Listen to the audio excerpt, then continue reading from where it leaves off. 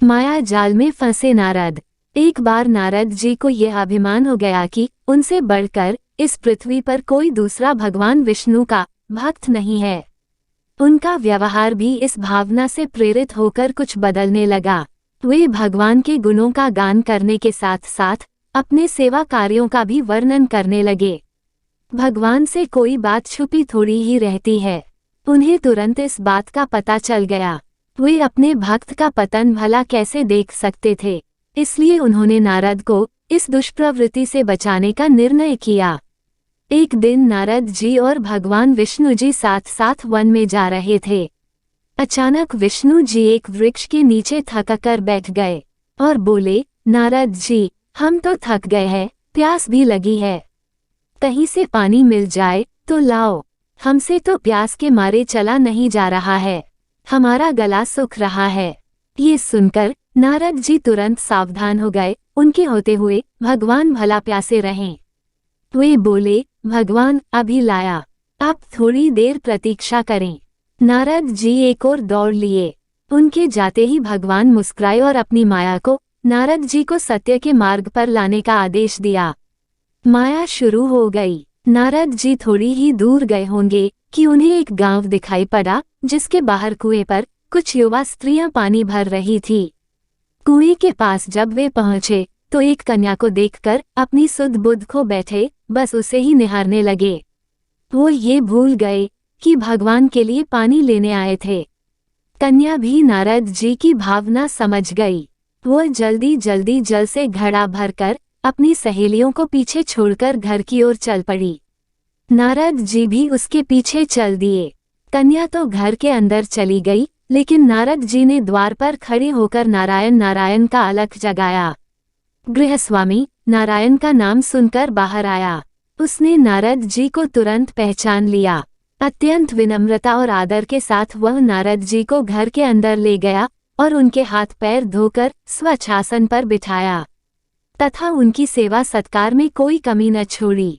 उनके आगमन से अपने को धन्य बताते हुए गृहस्वामी ने अपने योग्य सेवा के लिए आग्रह किया। नारद जी बोले, आपके घर में जो आपकी कन्या जल का घड़ा लेकर अभी अभी आई है, मैं उससे विवाह करना चाहता हूँ। नारद जी की बात सुनकर गृहस्वामी एकदम चकित रह गया, लेकिन उसे प्रसन्नता भी हुई कि मेरी कन्या एक ऐसे महान योगी तथा संत के पास जाएगी। उसने स्वीकृति प्रदान कर दी और नारद जी को अपने ही घर में रख लिया। 2-4 दिन पश्चात शुभ मुहूर्त में उसने अपनी कन्या का विवाह नारद जी के साथ कर दिया तथा उन्हें गांव में ही उतनी धरती का टुकड़ा दे दिया। खेती करके वे आराम से अपना और अपने परिवार का पेट भर सकें। अब नारद जी की वीणा एक खूंटी पर तंगी रहती, जिसकी ओर उनका ध्यान बहुत कम जाता। अपनी पत्नी के आगे नारायण को वे भूल गए। दिन भर खेती में लगे रहते, कभी हल चलाते, कभी पानी देते, कभी बीज बोते तो कभी निराई गुड़ाई करते। जैसे जैसे पौधे बढ़ते, उनकी प्रसन्नता का पारावार न रहता। फसलें हर वर्ष पकती, कटती, अनाज से उनके कोठार भर जाते। नारद जी गांव के एक संपन्न किसान माने जाने लगे। वर्ष दर वर्ष बीतते चले गए और नारद जी की गृहस्थी भी बढ़ती चली गई। 3-4 लड़के लड़कियां भी हो गए। अब नारद जी को एक क्षण की भी फुर्सत नहीं मिलती थी। वे हर समय बच्चों के पालन पोषण तथा पढ़ाई लिखाई में लगे रहते अथवा खेत में काम करते रहते थे। अचानक एक बार तेज बारिश हुई, जिसने कई दिनों तक बंद होने का नाम ही नहीं लिया। बादलों की गरज और बिजली की कड़क ने सबके हृदय में भय उत्पन्न कर दिया। मूसलाधार वर्षा ने गांव के पास बहने वाली नदी ने बाढ़ की स्थिति पैदा कर दी। चारों ओर पानी ही पानी फैल गया। कच्चे पक्के सभी मकान ढहने लगे। घर का सामान बह गया। पशु भी डूब गए। उनके व्यक्ति मर गए। गांव में त्राही त्राही मच गई। नारद अब क्या करें? उन्होंने भी घर में जो थोड़ा कीमती सामान बचा था, उसकी गठरी बांधी और अपनी पत्नी तथा बच्चों को लेकर जान बचाने के लिए पानी में से होते हुए बाहर निकलने लगे। नारद जी बगल में गठरी थोमे, एक हाथ से एक बच्चे को पकड़े और दूसरे हाथ से अपनी पत्नी को संभाले हुए थे। पत्नी भी एक बच्चे को गोद में और एक का हाथ पकड़े धीरे धीरे आगे बढ़ने लगी। पानी का बहाव अत्यंत तेज था तथा ये भी पता नहीं चलता था कि कहाँ गड्ढा है और कहाँ टीला।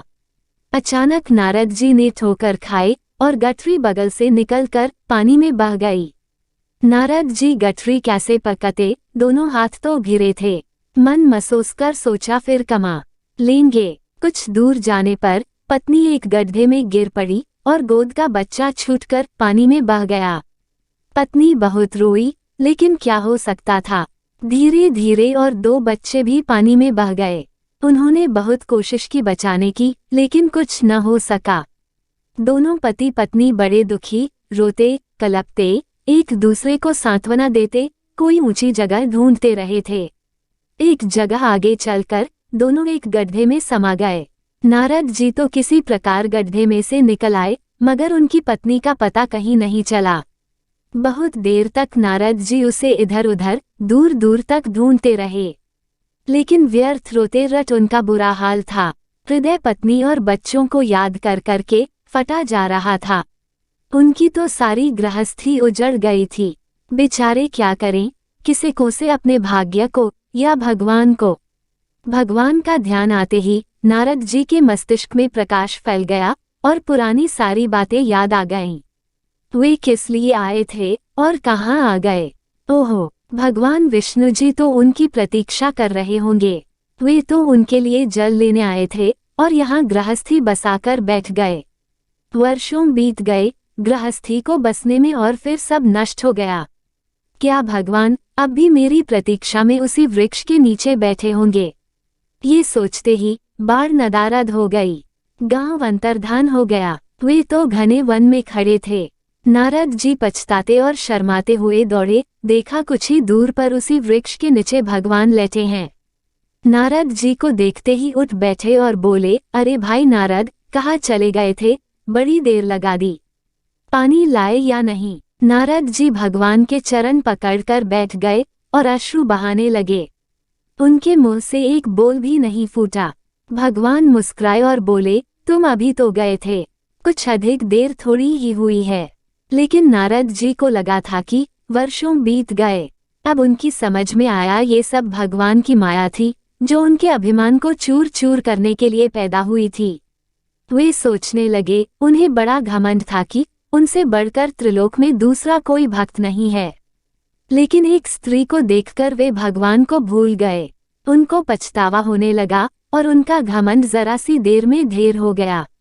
वे पुनः सरलता और विनय के साथ भगवान के गुण गाने लगे।